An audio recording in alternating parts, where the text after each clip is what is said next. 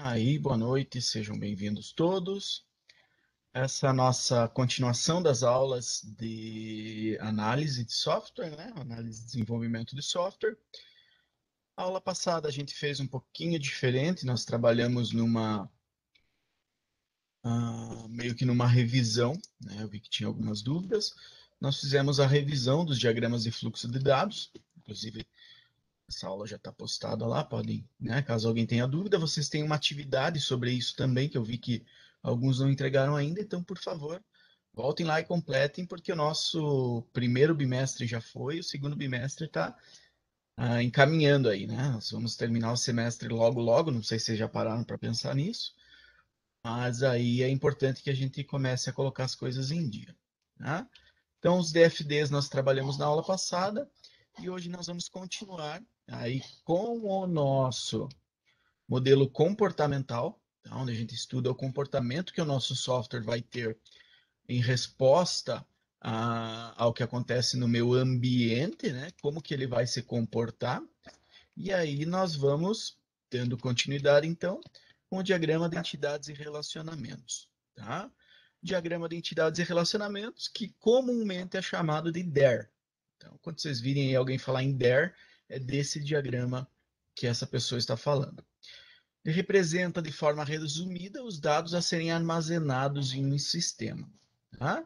Então, ele tem uma ligação bem próxima com o banco de dados, ou com a arquitetura do banco de dados que o sistema vai implementar para resolver um problema qualquer. Tá? Desenvolvida originalmente para dar suporte ao projeto do banco de dados. Tá? Então, nós trabalhamos aí com uma maneira um pouco prévia, um pouco conjunta com o desenvolvimento do banco de dados, permitindo uma visão um pouquinho maior de quais informações vão precisar ser armazenadas, como que esses dados vão ser armazenados e tudo mais. Utilizado em conjunto com o dicionário de dados, tá? O próximo que a gente vai ver é o dicionário de dados, que não é um diagrama, é um dicionário, para formar um modelo de entidades e relacionamentos. Tá? Então, tem gente que utiliza o modelo de entidades e relacionamentos e o diagrama de entidades e relacionamentos como se fossem a mesma coisa. Na verdade, não. Na verdade, o modelo é algo um pouquinho mais amplo, é um conjunto do diagrama com o dicionário para te dar uma visão bem mais específica sobre como o banco de dados vai funcionar. Beleza? Representa basicamente as entidades do mundo real e o relacionamento entre elas. Como elas vão se relacionar entre si. Que o sistema vai ter que controlar de alguma forma. Então, o sistema vai controlar, sei lá, livros. Beleza, esses livros vão ter que ser uma entidade dentro do meu sistema. E eles vão aparecer no meu diagrama de entidades. Tá? Esses livros vão se relacionar com os clientes de alguma forma. Então, eu vou ter que representar esse relacionamento entre eles. Tá? Também podem ser adicionados no DER os atributos das entidades, que eu recomendo que não seja feito, mas às vezes vocês vão encontrar aí procurando na internet alguns que tenham os atributos, aí para vocês não ficarem perdidos, né? Eu aproveito e explico para vocês que existem, tem gente que faz, tem gente que gosta. Eu vou mostrar para vocês um exemplo desses e vou explicar por que eu não concordo que seja feito assim. Beleza? E aí nós temos a entidade. Mas uma entidade, pessoal, em um sistema, ele representa abstratamente alguma coisa, qualquer coisa do mundo real. Tá? Lembram que eu falei para vocês lá nas nossas primeiras aulas que o papel de um analista de software ou de um engenheiro de software era abstrair do mundo real o que ele precisa levar para dentro do sistema e o que não precisa? Preciso levar cor? Não, a cor do livro não me interessa. Numa biblioteca, não. Mas talvez numa livraria interesse, né? Então a gente tem que analisar as coisas, os objetos, as entidades que o meu sistema controla e entender o que daquilo é importante e o que não é, né? Então, representação abstrata de alguma coisa no mundo real que tenha importância dentro do nosso sistema. Né? Pode ser a representação de um ser, de um objeto, de um grupo, de qualquer coisa assim. Tá?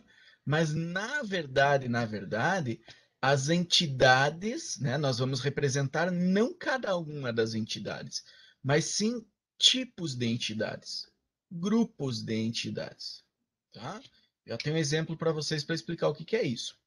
Então vamos lá.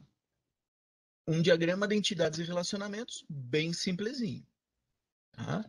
Nós temos uma entidade chamada livro, nós temos uma entidade chamada exemplar, nós temos uma entidade chamada empréstimo, nós temos uma entidade chamada cliente. Nós temos as linhas que representam essas entidades, que representam o relacionamento entre essas entidades. Tá? O livro, de alguma forma, se relaciona com o exemplar. De alguma forma. O empréstimo, de alguma forma, se relaciona com o exemplar e com o cliente. O cliente, de alguma forma, se relaciona com o empréstimo. Tá? Então, essas setinhas significam isso. Alguma forma de relacionamento entre essas entidades. Tá? Esses números aqui, ó, o 1 e o N, representam o que a gente chama de cardinalidade. Tá? Cardinalidade no banco de dados, tá? Ou dos meus dados. Tá? Isso vai representar de que forma um interage com o outro. A gente já chega lá. Tá? Então, basicamente, esse é um desenho simples de um diagrama de entidades e relacionamentos. Beleza? E aí a gente tem cardinalidade. A cardinalidade, pessoal, não faz parte exatamente dessa disciplina de análise. Ela faz parte mais da disciplina de banco de dados. Então, por isso eu peguei uma fonte bem rápida aí, peguei um Ctrl+C, Ctrl+V da Wikipédia, tá? E só para gente, se vocês já estudaram, para a gente relembrar, se vocês não estudaram, para a gente ver o que significa, né? 3 são os níveis de relacionamento básicos. Um para N, N para N e um para 1. Ou um para muitos, o N representa muitos, muitos para muitos, ou um para um. Tá? Por exemplo, considere um banco de dados desenhado para manter informações relativas a um hospital. Esse banco de dados poderá ter várias tabelas, como médico, paciente, departamento. Médico vai constar informações sobre os médicos, pacientes, informações sobre os pacientes, departamento, onde vai ser tratado informações relativas a divisões departamentais do hospital. Então, para isso, né, só com essas 3 tabelinhas, só para a gente ter um exemplo, nós teríamos, por exemplo, um relacionamento vários para vários entre médico e paciente, tá? Vários para vários entre médico e paciente. Como que a gente chega nesse? Qual é a cardinalidade? A gente pega, vamos voltar no nosso exemplo, ó. Um livro, tá? Um título. Eu posso ter quantos exemplares daquele título na minha biblioteca, por exemplo? Eu tenho um título aí, sei lá, O Senhor dos Anéis, né? A Sociedade do Anel, primeiro livro da coletânea, da trilogia. Esse é um livro, mas quantos exemplares desse livro eu posso ter na minha biblioteca? Posso ter um? Posso. Posso ter 2? Posso. Posso ter 10? Posso. Então, para cada um livro, eu posso ter muitos exemplares. Um para muitos. Tá? Um exemplar.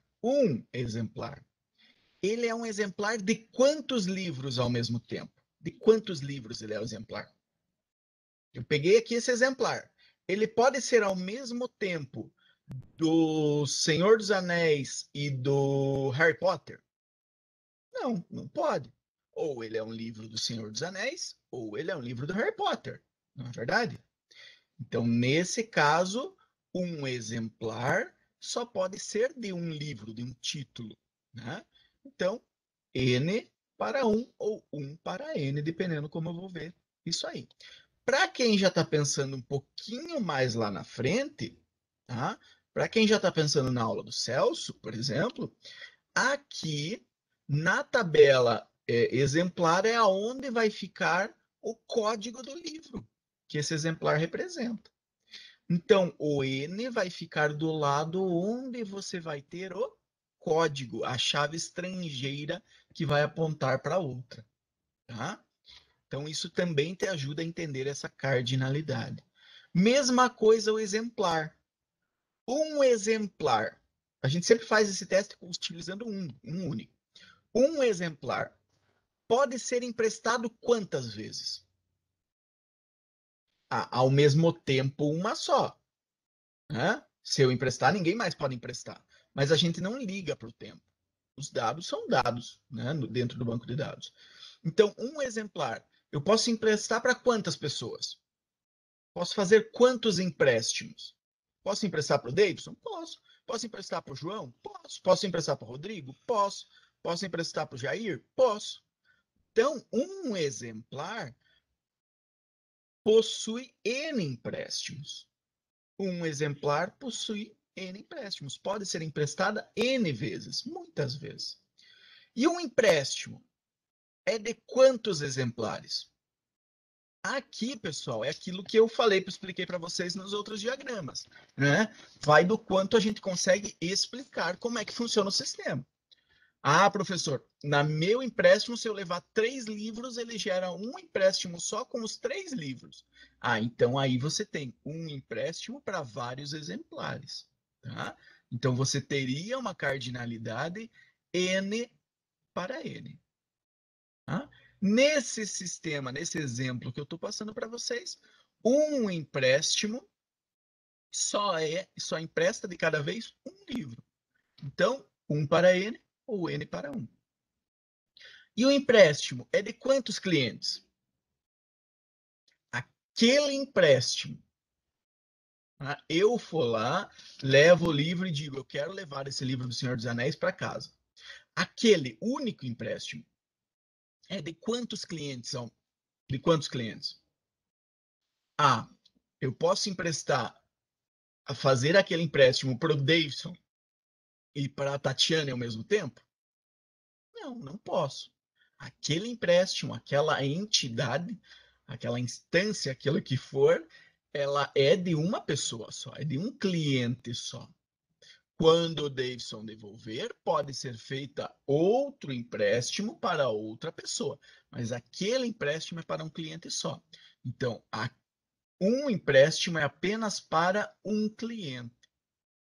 Mas o cliente pode fazer quantos empréstimos? Posso devolver Senhor dos Anéis e pegar Harry Potter? Posso. Posso devolver Harry Potter e pegar o Guarani? Posso. Posso devolver o Guarani e pegar quem mexeu no meu queijo? Posso.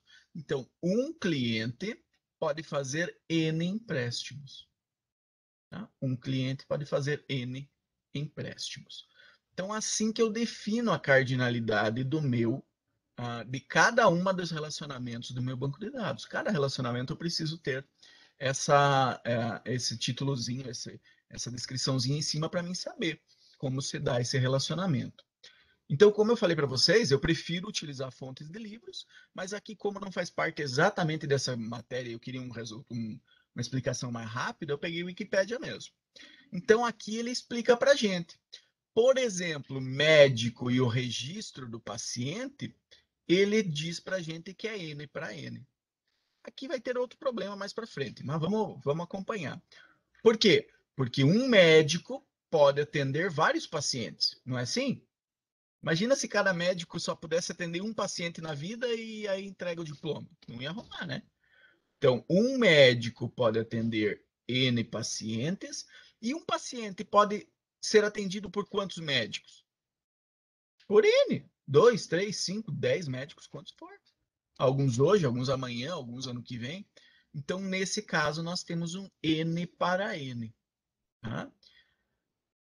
O relacionamento um para vários, nesse caso, ele está me dando o exemplo do departamento e o médico. O médico pode trabalhar apenas em um departamento. Né? Ah, ele é do departamento de, sei lá, cardíaco. Então, ele trabalha naquele departamento, mas um departamento pode ter vários médicos diferentes. Tá? Pode ter o João e o José de médico lá dentro sem problema nenhum. O relacionamento um para um é um pouco mais restritivo. Tá? Uma associação com apenas um registro para outra tabela. Né? Por exemplo, aí, uma tabela casamento, onde eu tenho lá o marido e a esposa. O marido só vai estar ligado a um casamento, espero eu, né? Esperamos nós. E vice-versa, a esposa só vai estar ligada a um casamento. Não sei que depois haja um divórcio, ele, né? Mas em teoria ele teria que se desligar de um casamento para se ligar em outro casamento. Então, nesse caso, eu poderia ter a justificativa do 1 para 1. Tá? Se vocês quiserem ver um exemplo bem ruim de 1 para 1, vejam lá na Wikipédia. Procurem isso aí na Wikipédia, que aqui eu cortei fora porque deu vergonha de ver o exemplo que eles deram. Né? Então, bora lá. Aqui nós temos outro exemplo do there. Outro exemplo do there. É a mesma coisa. Ó, livro exemplar, empréstimo e cliente. Livro exemplar, empréstimo, isso é um trava-língua, e cliente. A cardinalidade é toda a mesma também. Mas esse aqui, a gente colocou os atributos embaixo. Os atributos de cada uma das entidades. Tá? Então, o livro, quais campos eu preciso guardar no livro? O código, o título. Quais campos eu preciso guardar no exemplar? O código e o código do livro. Quais campos eu preciso guardar no empréstimo? O código, a data do empréstimo, o código do cliente e o código do livro. No cliente, quais campos eu preciso guardar? Código e nome. Tá? É isso aqui que eu sou contra fazer. Eu não gosto e eu não faço colocar os atributos no there. Por quê? Não bagunça um pouco mais? Fica bem mais bagunçado, não fica? E aí eu te digo assim, esse livro só tem código e título. E se eu quiser guardar mais 10 informações sobre o livro? Subtítulo, autor, número de páginas, gênero, editora, edição, ano. Ó, já são 7 atributos a mais que eu, né? Só a gente conversando aqui eu consegui lembrar. Então eu teria mais 7 bolinhas aqui embaixo para representar esses 7 atributos a mais. Tá? Mesma coisa, por exemplo, o cliente. Eu só estou guardando o código e o nome. E se eu quiser guardar a data de nascimento? Se eu quiser guardar o RG, CPF, matrícula, o estado, né, se ele está bloqueado ou não, se eu quiser guardar o sexo, se eu quiser. Então, são várias as informações que eu poderia guardar. E cada uma delas representa uma bolinha diferente dentro, né, da minha entidade. Tá? E isso que é importante que a gente entenda.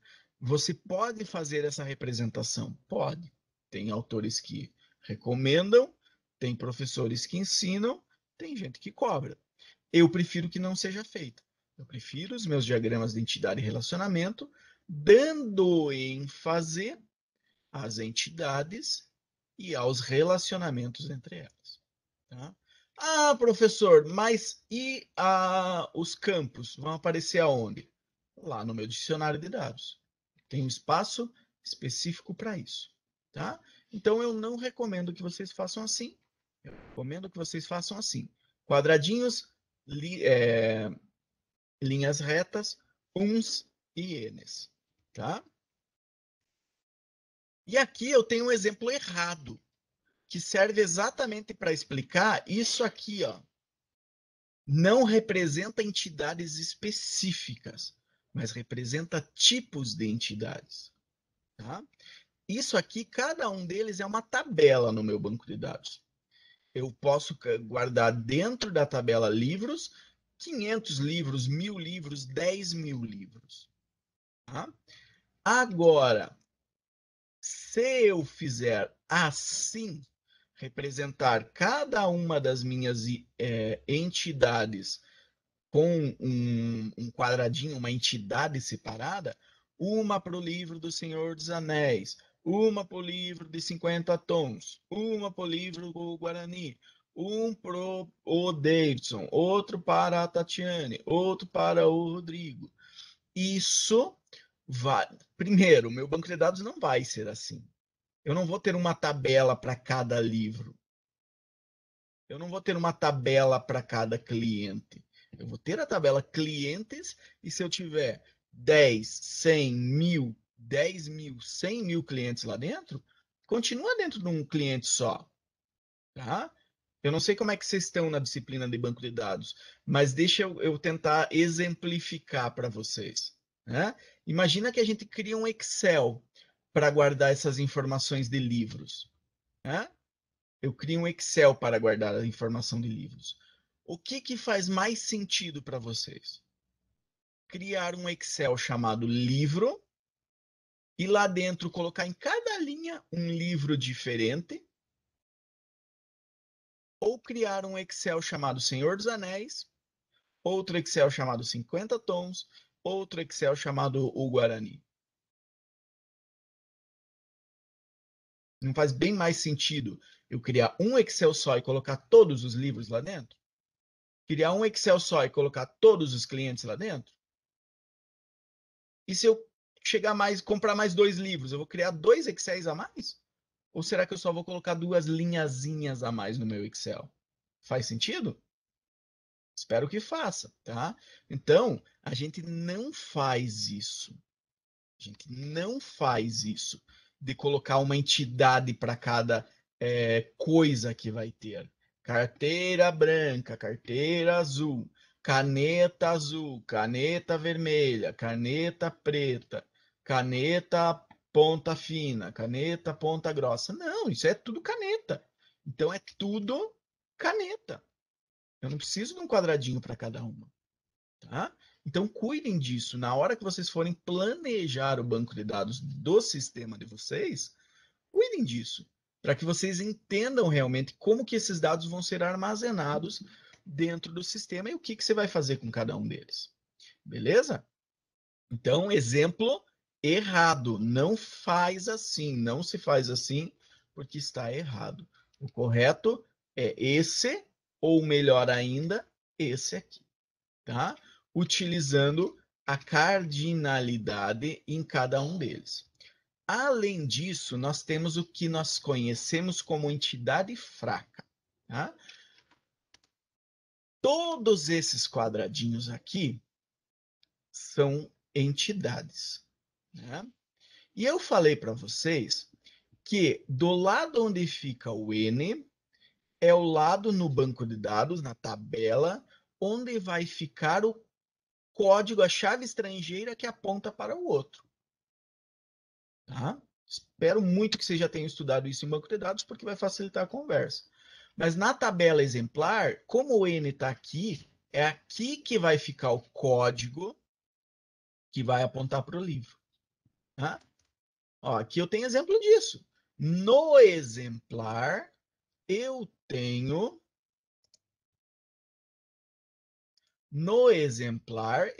o código do livro.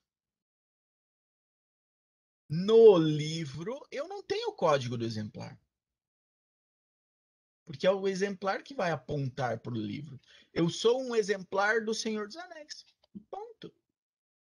Se eu guardasse no livro o código do exemplar, eu teria que ter código do exemplar 1, código do exemplar 2, código do exemplar 3, código do exemplar 50. Por quê? Porque e se eu tiver mais de um? Se eu tiver só o lugar para guardar o código aqui, como é que eu vou apontar para 4 exemplares ao mesmo tempo? Não posso. Então, o código sempre vai do lado do N. O código cliente está do lado do aqui, N. O código do livro está do lado do N. Tá? O código do empréstimo não está no lado do cliente. Beleza? Mas aí vem um problema. Lembra que eu falei para vocês? Tá, mas e se o empréstimo eu puder emprestar 3 livros ao mesmo tempo? Se eu quiser emprestar, né, se o sistema me permitir emprestar 3 livros ao mesmo tempo, do jeito que ele está aqui, cada empréstimo pode ser somente de um livro. Isso quer dizer que se eu pegar 3 livros e chegar lá na biblioteca, a moça vai pegar o primeiro livro e fazer um empréstimo e vai dizer: tá aqui, Davidson, obrigado por emprestar livro na nossa biblioteca. Vai pegar o segundo livro, fazer outro empréstimo e dizer: tá aqui, Davidson, obrigado por emprestar livros na nossa biblioteca. Pegar o terceiro livro, fazer um terceiro empréstimo e dizer, me entregar e dizer, tá aqui, deixa obrigado por emprestar livros na nossa biblioteca. E se eu quiser que isso tudo seja num empréstimo só? Como é que vai ficar? Aí eu tenho que um exemplar pode ser emprestado muitas vezes. Tá? Quando eu devolvo um livro que eu emprestei, eu não queimo ele. Não, outra pessoa pode emprestar depois, sem problema nenhum. E um empréstimo pode ter muitos exemplares. Deu N para N, deu muitos para muitos. E aí, de que lado fica o código? Do lado de lá ou do lado de cá? Os dois têm N? Ah, dos dois lados, professor. Não, não dá. E aí? Quando eu tenho uma situação que fica N para N, que não é possível fazer dentro de um banco de dados normalmente, a não ser que você quebre algumas normas bem importantes que você não deveria quebrar, tá? Se vocês já estudaram normalização em banco de dados, é disso que eu estou falando. Se vocês não estudaram normalização em banco de dados, vocês ainda vão estudar. Então, deu N para N, putz, não dá. Eu preciso colocar uma entidade fraca no meio. Tá? E é essa entidade fraca que a gente está falando dela aqui. São entidades que só existem para ligar outras duas entidades, ou para ligar outras entidades. Podem ter mais algum campo, né? Até um código, se você quiser. Tem gente que diz que entidade fraca não tem código. Não, eu prefiro colocar código nas entidades fracas. E cria a possibilidade de ter N para N. Então, quando eu tenho a entidade, a cardinalidade N para N, não dá, é impossível. Então, eu quebro ela, coloco uma entidade fraca no meio e 1 para N, N para 1. E aí sim eu posso. A representação da entidade fraca é um pouquinho diferente. Aqui, ó. Então, o empréstimo pode... Ó, então, aqui são dois, ó, não confundam, por favor. São dois diagramas diferentes. Um é só isso aqui, ó. Só o exemplar. O exemplar é o empréstimo. Tá? Deu N para N. Um exemplar pode ser emprestado várias vezes, um empréstimo pode ter vários exemplares. Putz, não dá, não posso. Aí eu preciso quebrar isso aqui no meio e colocar uma entidade fraca no meio. Normalmente a gente chama isso de item de alguma coisa. Itens do empréstimo, itens da compra, itens da venda, itens da nota fiscal. E olha só, aí essa entidade fraca, aqui eu coloquei os dois campos embaixo, né? Os atributos, para ficar fácil de visualizar, mas depois não, né? Eu não recomendo que ponham, então não precisa ter isso aqui não. Tá? Reparem, um exemplar pode estar em vários itens do empréstimo. Mas um item de empréstimo é apenas de um exemplar. Um empréstimo pode ter 10 itens, 20, 50, pode ter N, muitos. Mas um item de empréstimo é de um empréstimo só.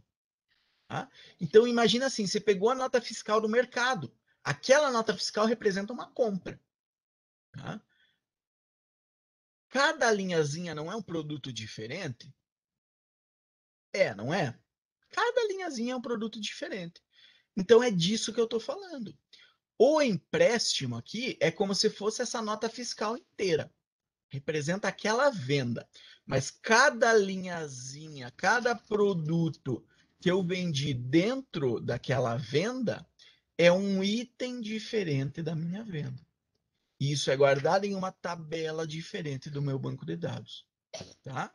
Então, por exemplo, exemplar empréstimo. E aí tem o item do empréstimo no meio.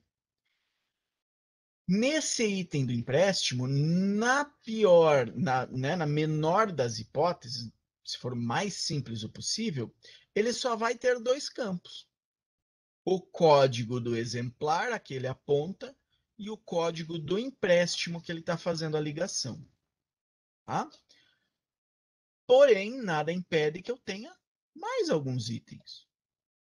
Eu quero guardar, sei lá, na venda, lá no exemplo da nota fiscal.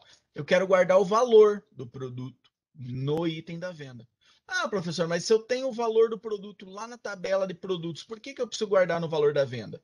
Ué, e se eu vender hoje e amanhã mudar o valor do produto? A minha venda, o que acontece? Fica com o valor errado? Não, preciso guardar o valor ali. Tá? Então, isso aqui é uma entidade fraca. Ela entra no meio de duas entidades quando nós criamos uma situação de N para N. Tá? N para N.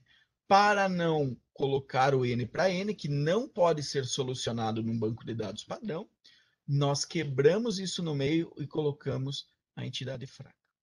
Beleza?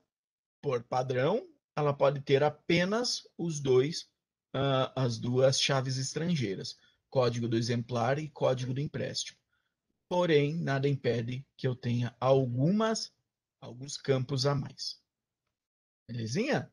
Então, esse aqui, pessoal, é o nosso conteúdo sobre o diagrama de entidade e relacionamento. Tá? Nós vamos fazer os nossos diagramas com essa carinha aqui. Beleza? Nós não vamos fazer assim, com os campos embaixo, para não atrapalhar. Isso aqui é errado, não façam. E nós vamos utilizar entidades fracas sempre que nós criarmos uma situação de N para N.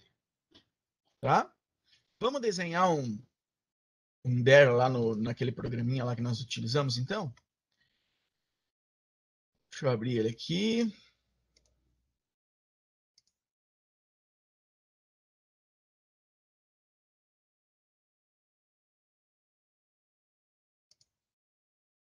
E compartilhei com vocês.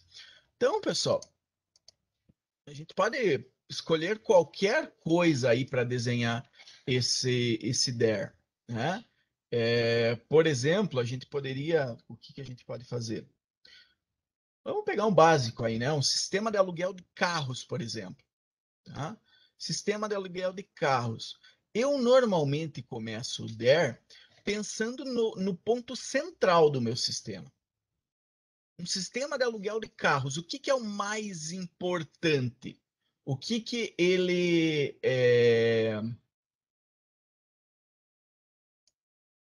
qual é a entidade que mais ele vai trabalhar? Se é um sistema de aluguel de carros, provavelmente com os carros. Não é verdade? Tem carro. Então, tá aqui o carro que eu tenho. Agora vamos começar a trabalhar em cima disso. O meu carro, ele vai possuir um modelo. Não é verdade? Opa, veio sem a pontinha. Não, é assim mesmo. Um carro vai possuir um modelo. Se vocês forem tentar fazer isso no computador de vocês e vier com a setinha, ó, com a ponta, você pode selecionar ela, vir aqui e tirar, colocar nada. Que daí ele fica uma linhazinha reta. Tá?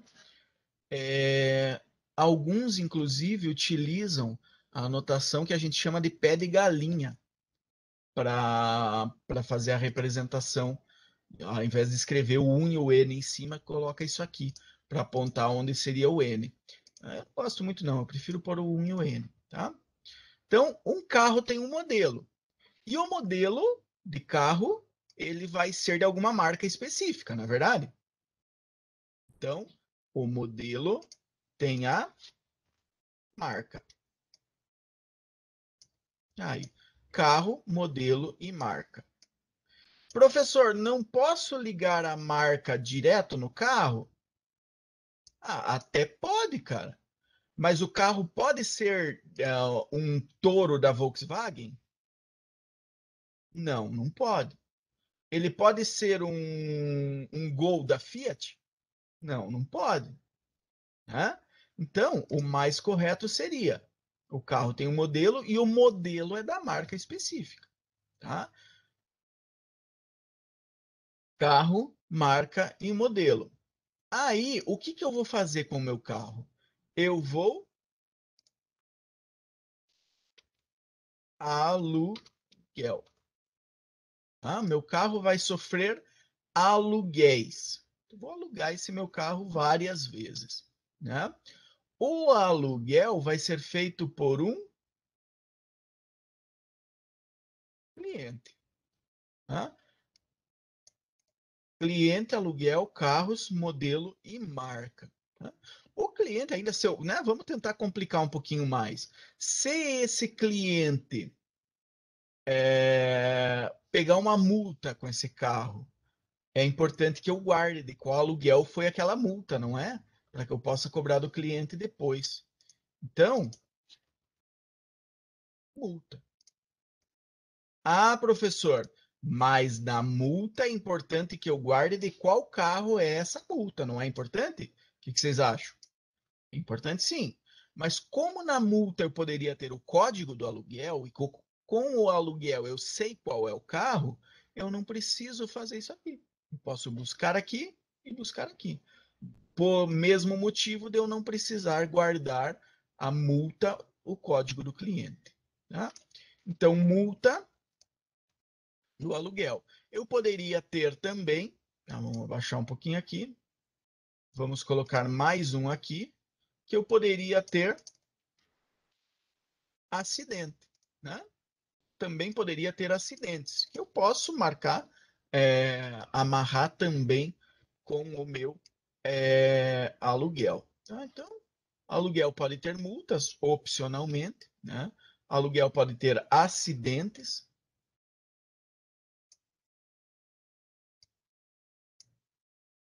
Vamos baixar um pouquinho.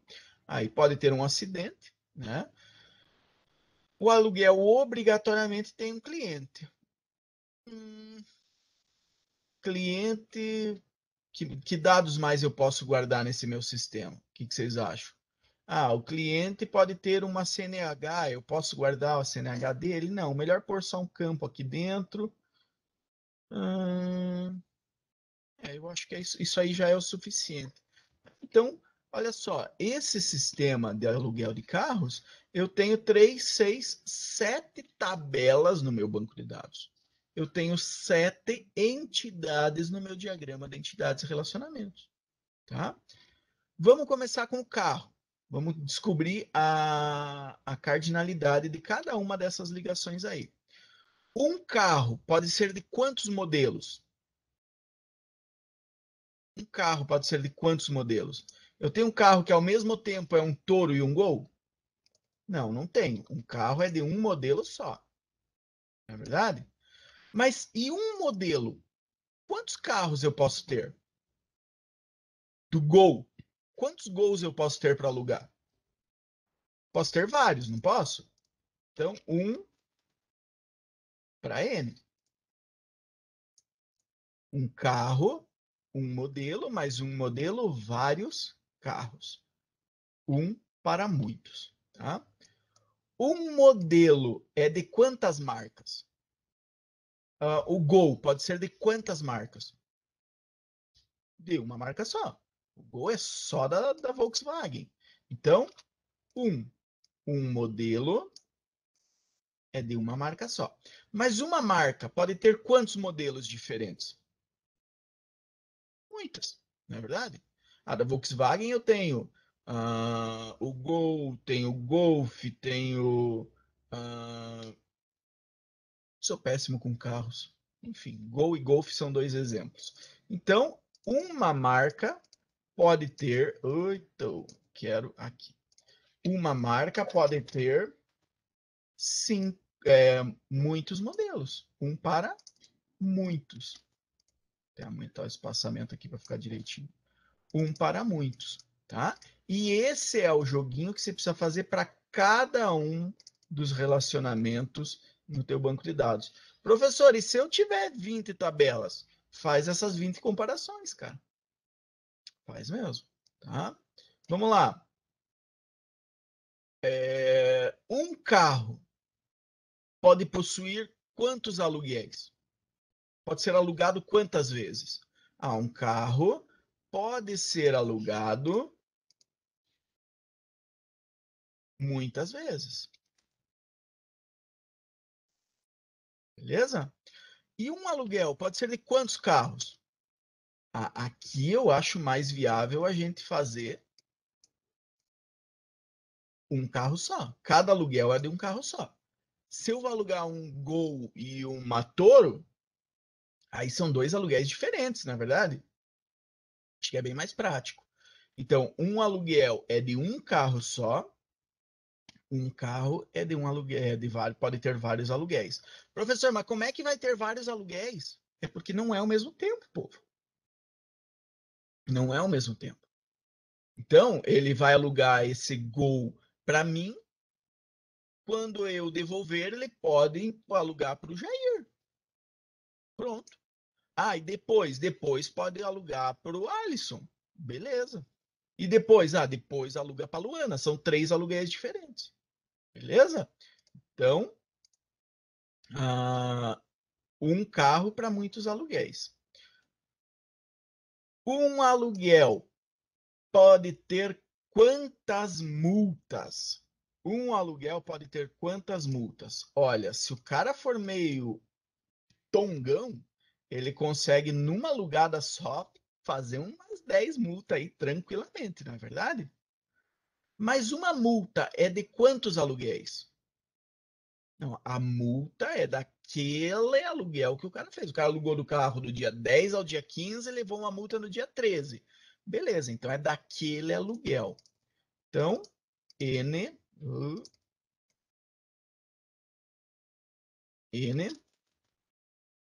para 1. Tá? Aqui eu uso uma montoeira de espaços para fazer ficar um em cada canto. Se vocês quiserem, vocês podem fazer assim como eu fiz aqui embaixo, tá? Usar um para cada um. Um acidente é de quantos aluguéis? Cara, alugou o carro do dia 10 ao dia 15, bateu o carro, pegou a multa no dia 13, bateu o carro no dia 14. Então, o acidente é daquele aluguel específico. Não pode ser de mais de um, certo? Então, aquele acidente é daquele aluguel específico, né? Mas espera aí, um aluguel, alugaram o carro para o Davidson do dia 10 ao dia 15. Quantos acidentes pode ter nesse período?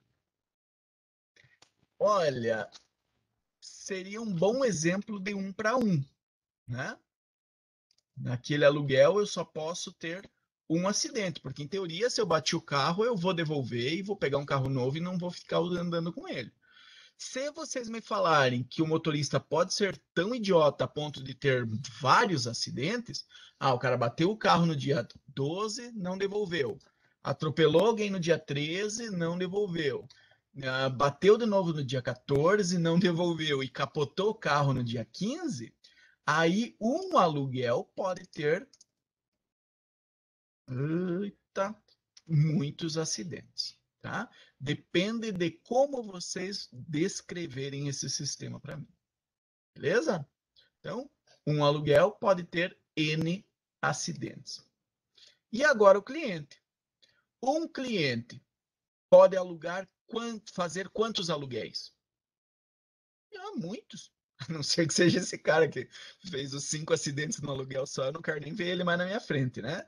Mas um cliente, em geral, pode fazer muitos aluguéis. Pode alugar um carro hoje, outra semana que vem, outro mês que vem, não tem problema nenhum. Pagou bem, né? Não tem problema. Agora, um aluguel é para quantos clientes? Eu posso ir lá e fazer um aluguel e dizer, esse aluguel é para o Davidson e para o Davi? Não faz sentido, né? Pô, quem é o responsável? É o Davidson. Então, esse aluguel é para um cliente só. Concordam comigo? Esse sistema às vezes me sacaneia. Aí, N para 1. Então, um aluguel é para um cliente só. E aqui a gente tem um pequeno diagraminha de entidades e relacionamentos de um sistema de alugar carros. Tá? Eu posso, dependendo de como eu for fazer as coisas, especialmente se eu for fazer armazenar os dados de endereço, por exemplo, da maneira correta, eu posso complicar bem mais essas coisas aqui, tá? Então, por exemplo, o cliente vai ter um endereço, Tá? Um cliente vai ter o endereço. O endereço vai ter um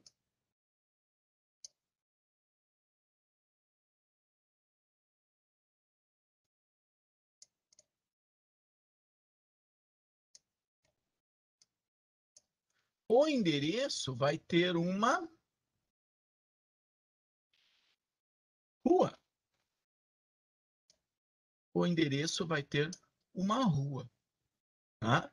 Esse endereço também vai ter um CEP. Esta rua faz parte de um bairro. Este bairro faz parte de uma cidade. Posso ter um bairro que faz parte de duas cidades ao mesmo tempo? Não, não posso. Não faz muito sentido, não, né? Então, não faz, não. Deixa eu até mudar para cá para ficar um pouquinho mais organizado.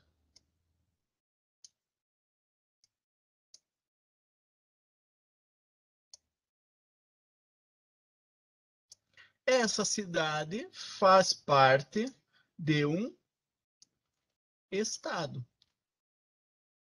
E esse estado faz parte de um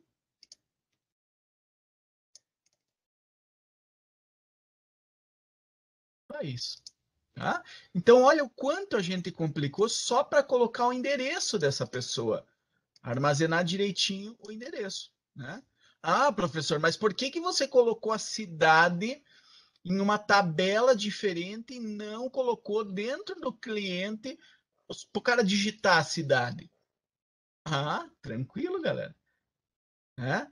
A ideia é evitar que o meu sistema dê problemas. Como eu já expliquei para vocês, se vocês estudaram em banco de dados já as formas normais, vocês sabem qual é a resposta para isso. Se não estudaram ainda, como é que escreve malé? Se eu tiver 10 clientes de malé, é M-A-L-E ou é M-A-L-E-T? Ou é M-A-L-L-E-T? Ou é M-A-L-L-E? Né? Então, imagina que cada cliente desses de malé, por exemplo, eu escrevi diferente. Ah, mudou a pessoa que está fazendo o cadastro, colocaram um estagiário para cadastrar. Ah, um cara cadastra União da Vitória, com acento no Tória. Outro cadastra União da Vitória sem acento. Outro cadastra União com tio. Outro cadastra União sem tio. Outro só põe UVA na cidade. E aí eu vou tirar um relatório. Quero ver todos os meus clientes de União da Vitória. Deu 2. Como assim? Ah, mas é que você está falando de União da Vitória com acento, sem acento, com tio, sem tio ou UVA abreviado? Hã? Então, para evitar o problema, qual seria o correto? Cadastrar a cidade. União da Vitória. Ponto. E aí lá eu seleciono no endereço, que o cara está na rua 30. E aí ele sabe de qual bairro, cidade, estado e país isso se encontra. Beleza? Então, galera, sobre o DER, encerramos por aqui. Dessa aula de hoje, eu vou deixar duas atividades para vocês. Tá? Duas. Uma valendo a presença e outra valendo conceito. Tá? A primeira atividade vai ser vocês fazerem essa verificação de cardinalidade nesse restinho desse diagrama aqui. Se só coloca N para 1 e 1 para N. Tá? Essa é a primeira atividade. 5 minutos, no máximo 10 minutos vocês fazem. A segunda atividade é fazer um DER completo de outro sistema que eu vou passar para vocês. E não o desse sistema de eleição, porque já me falaram, pô, professor, acha outro exemplo aí que esse negócio de eleição nós não aguentamos mais. Então, beleza, vou achar outro exemplo e passo para vocês a atividade. Tranquilo, povo? Alguém tem alguma pergunta até aqui ou estamos tudo acertado?